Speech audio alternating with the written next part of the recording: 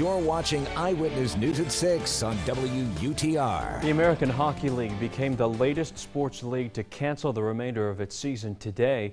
The AHL announcing this morning that the league will now turn its attention toward preparing for the start of the 2020-2021 season in the fall.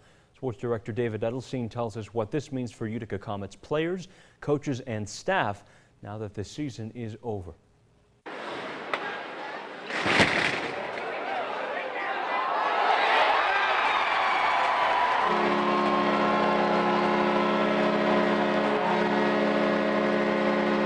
The Utica Comets' 7th year came to an unusual end this morning as the American Hockey League announced the cancellation of the rest of the season. You feel like you get cheated on a little bit. You know what? I was excited, again, to coach the group. They were a great group. Comets head coach Trent Cole says he liked his hockey club and thought his team was getting better every game, especially heading toward the playoffs. But now, it's all over. I feel like now it's just kind of like you ran off a cliff and you're just kind of hovering in the air, you know, and so that's where we're at. And there was no, I guess, finality to it, or no one, I guess, took it away from us, or we didn't, you know, do something that, you know, caused this to happen. So it's just, I guess it's just a different hurdle. Just disappointing because you put so much into a season, and when you take the ability to compete away from an athlete, you know, it stings a little bit. Utica Comets president Rob Ash says the writing was on the wall. With no tickets or concessions being sold,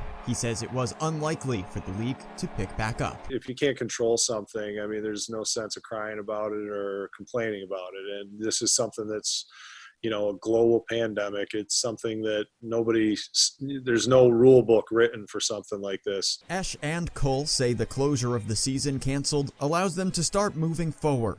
Ash says the Comets plan to reach out to every season ticket holder by Wednesday.